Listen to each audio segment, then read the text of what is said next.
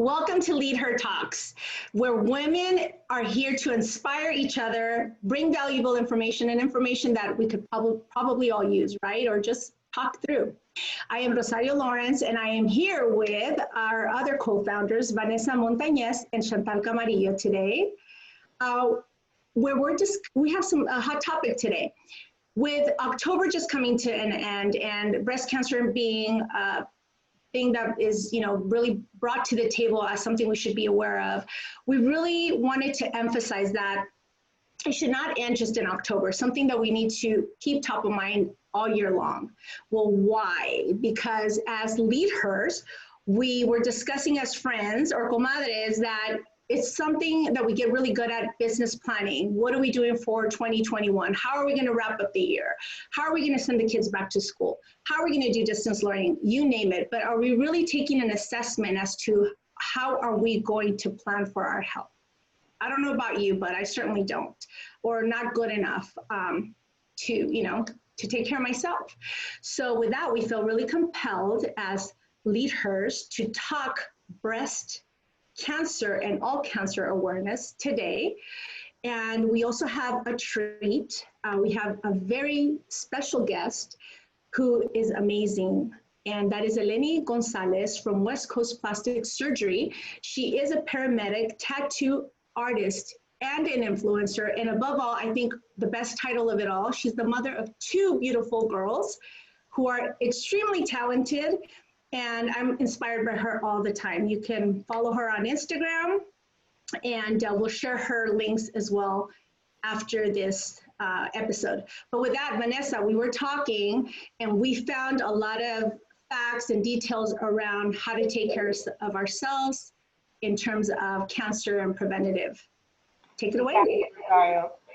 Thank you. So as Rosario mentioned, I know breast cancer awareness is coming to an end, but really we can do some easy steps to prevent it.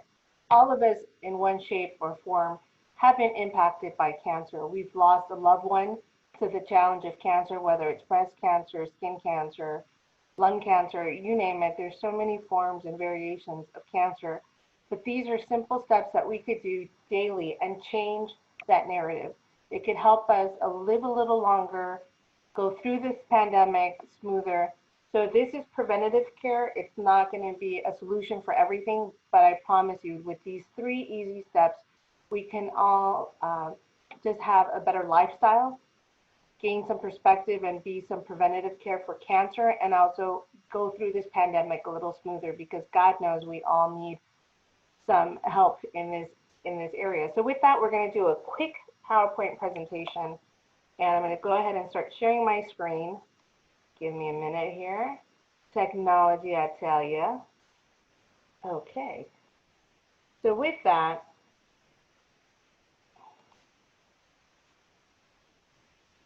so 1 in 8 women will develop breast cancer, and this includes men. So this is a very high statistic.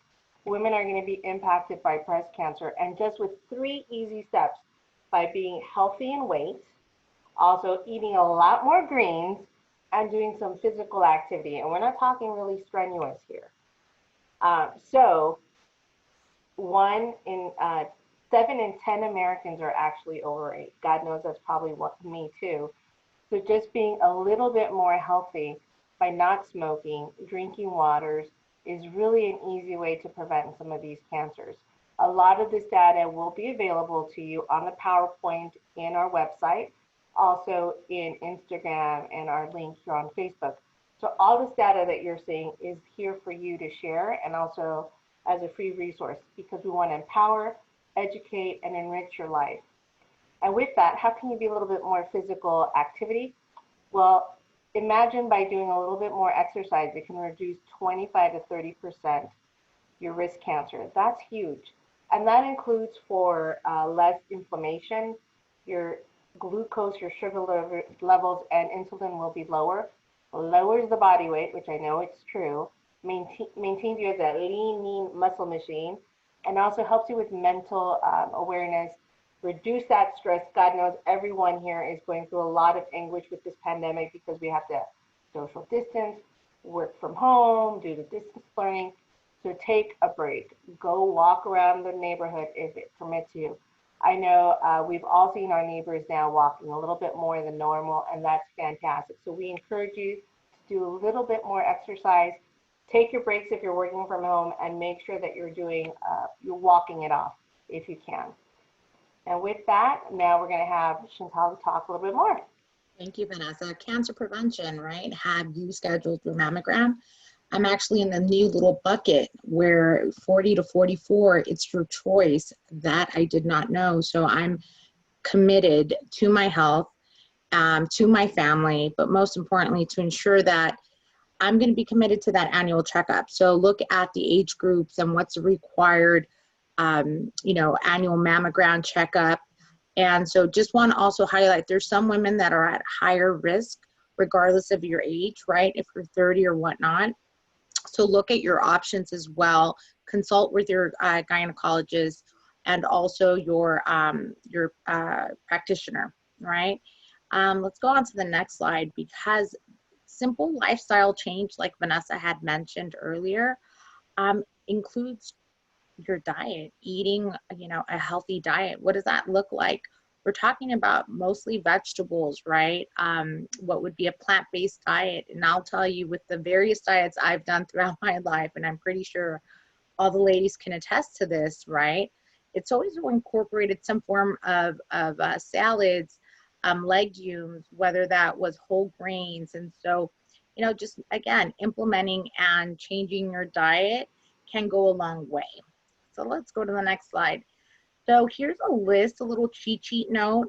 Again, we'll have this deck available to all of you to view and share. But again, here's a little list of those potential foods that are preventative when it comes to cancer.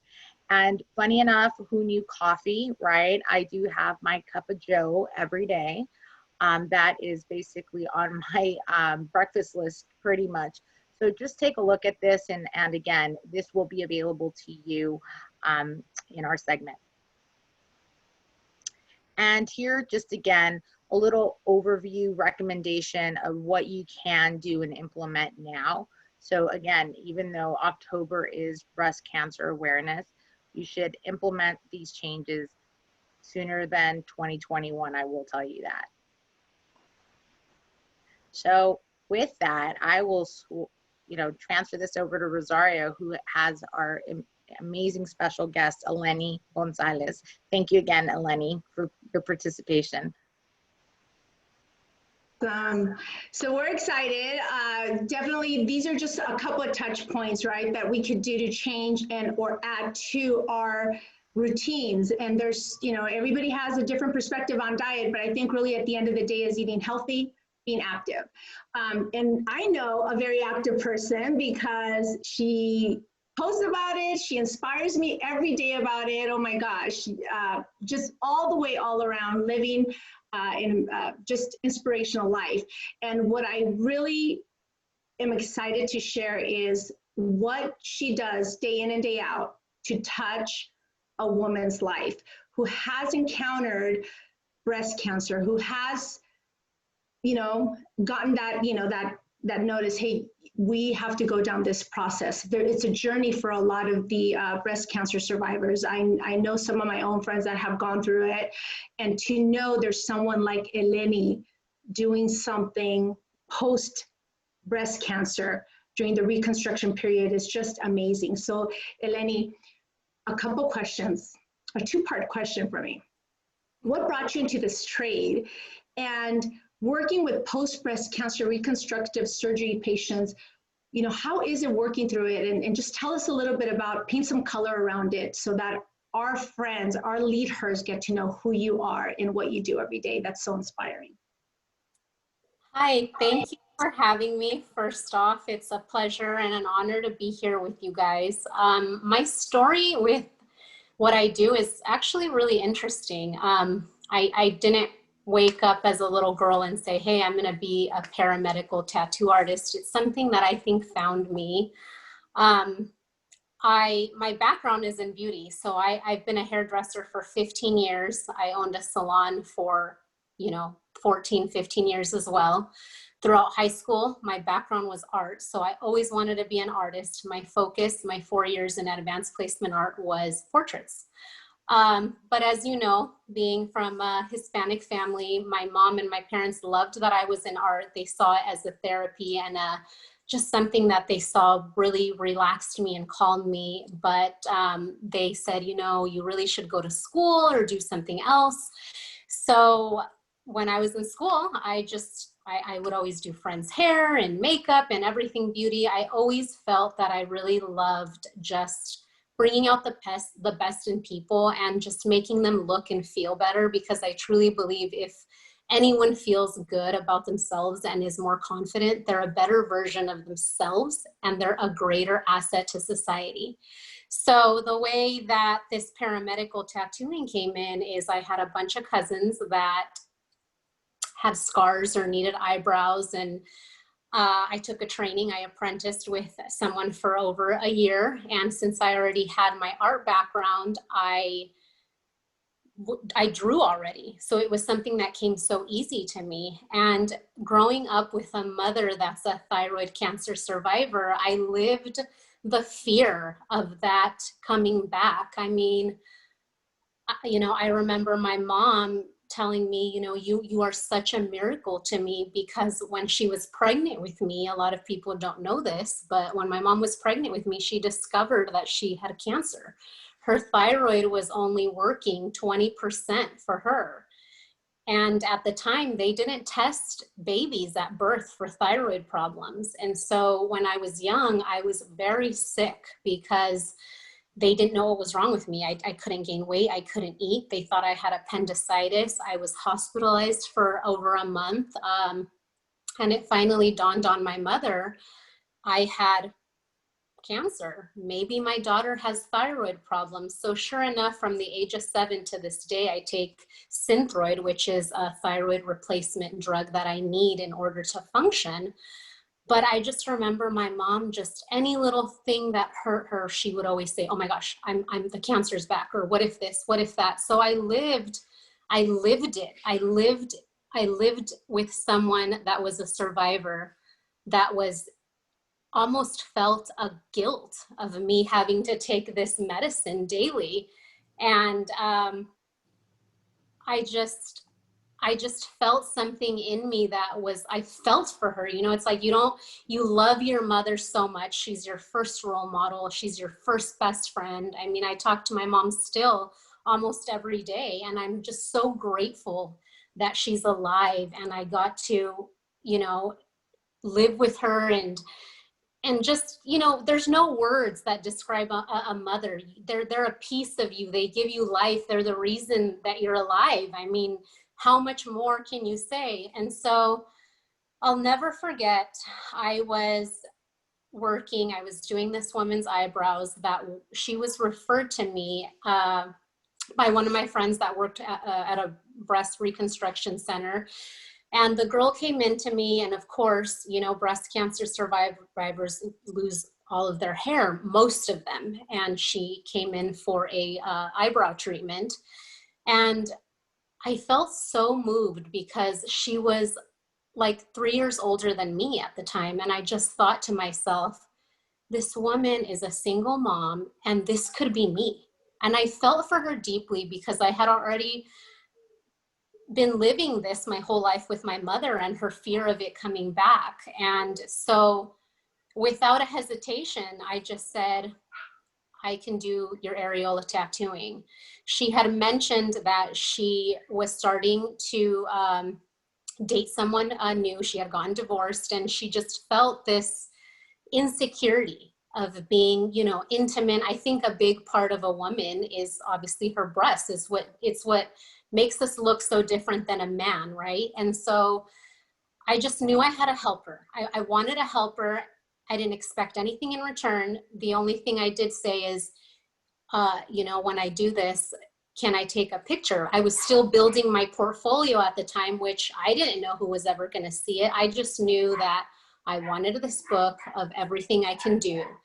And so she came in, we did the treatment, and she started crying. And of course, being an artist, I think that we're very hard on ourselves. I think that people don't realize that about, you know, women or just people in general that are very creative, is we're very much extroverts, but we're the biggest introverts. We're very hard on ourselves. We think that the art and anything we create can be better. Everything could be better. And so when she started crying, I thought to myself, oh my gosh, I just ruined this woman. She started crying. She gave me a hug and she just said, I am so grateful that you've done this for me. And God will just open doors for you that you wouldn't even have thought you could open. And I just hugged her. I was so glad, honestly. It gave me so much joy to realize that I gave someone a sense of feeling normal, you know, not feeling like, almost like a mannequin, right? You go to the stores, if you ever see a naked mannequin, it's just nothing, right? So it was such an out of body experience. I can't even really describe. I just felt like I really want to do something for her. What can I do? She's a single mom of 4 kids. I just want to do something for her. So that experience led to so many doors opening. She ended up going to her doctor. Her doctor then wanted to interview me, and I went and I met him, and he just said, you know, I love your work.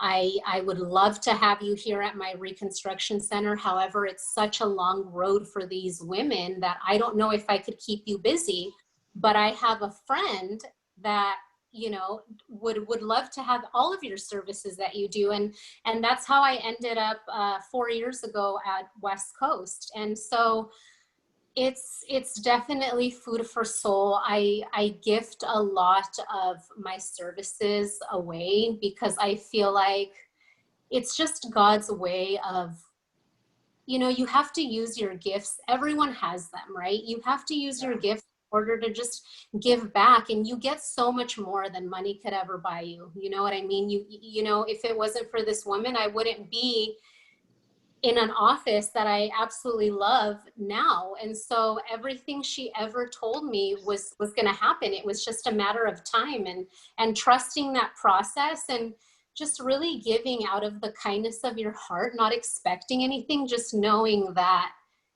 she could now feel womanly again. She could now not have to hide in the dark. And you know, Elleni, that just is a great way, from a segue for the question I wanted to ask you, because I mean, clearly that was the beginning of your journey, right? That experience into what would be that your craft, your tattooing, right? The areola tattooing. And so how has your craft really empowered your patients, right? That you've noticed? I've seen women come into me completely broken. I mean, oftentimes we've cried together doing this, and it's something I can't even describe. Someone comes to you, they don't really know who you are, what you do. I mean, if I were to walk out and tell 50 people on the street right now that I do paramedical tattooing, nobody would know what it is, because it's a very fine niche. It's not something that is marketed. It's not something that people know really exists. And to a certain degree, because I am in a aesthetic business, which is a plastic surgery center, a lot of women don't even know that when they get breast implants that go through the areola, some of them get scars there. And a lot of women don't know that you can come to me and have that even camouflaged so that no one knows that you've had implants. And so when women come, they're very grateful to be alive, number one. They don't expect perfection. They expect progress, which is what they always leave with. And when I sit them up and they look at themselves, they have no words. They're just so grateful. And you know, I've been called like an angel on earth. And to me, I feel like I'm the lucky one that they get to come to, not vice versa. You know, I'm lucky that they've chosen me. I'm lucky that they've decided to get that final step after everything they've gone through to still have another appointment to come into you. It's almost like the end of the story. You know, when you read a story and it says the end, it almost closes that. So all of that pain and all of that emotion and looking in the mirror and feeling like a freak almost, because you feel like a mannequin, you feel botched. These women are just, I can't even describe, they become lifelong mentors for me because they're warriors, you know, so they've just clinged on to life. Most of them have children. And as a mother, your biggest fear is leaving this planet and leaving your children unprepared for life. And so the fact that they can come in and it's like the last phase of this long journey that sometimes takes years is very, very closing for them, you know? And yeah, so it's you empower them for that next chapter, right? That next chapter. That's awesome. And like there's just no words that can describe.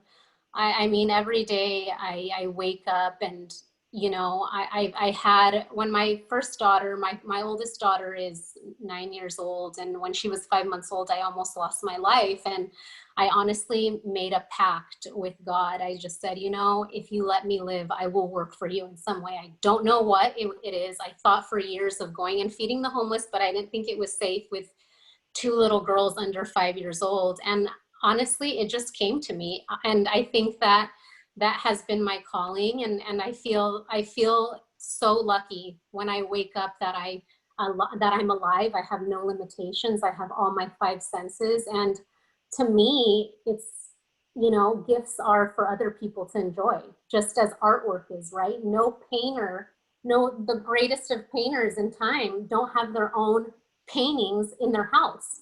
Why? Because they realize that if you give them away or they're hung somewhere else, they're for everyone to enjoy now.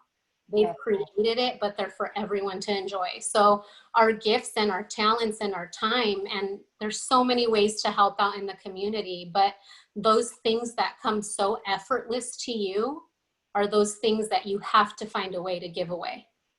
Elleni, thank you for being that gift to all these women and giving them that sense of hope, that pride, getting back to who they were and are, and that new person.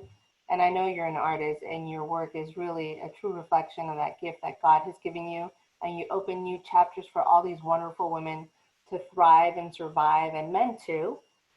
So with that, we want to ask you, because this is about leaders, what does leader mean to you in your words? You know, I think a leader is so many things, but I think a leader is someone true to herself. You know who you are. You have a clear vision of where you're going. You don't follow the herd. You have, I mean, visualization is such a huge thing. You know, if you're so driven by what you love to do, you don't care if you make money off of it.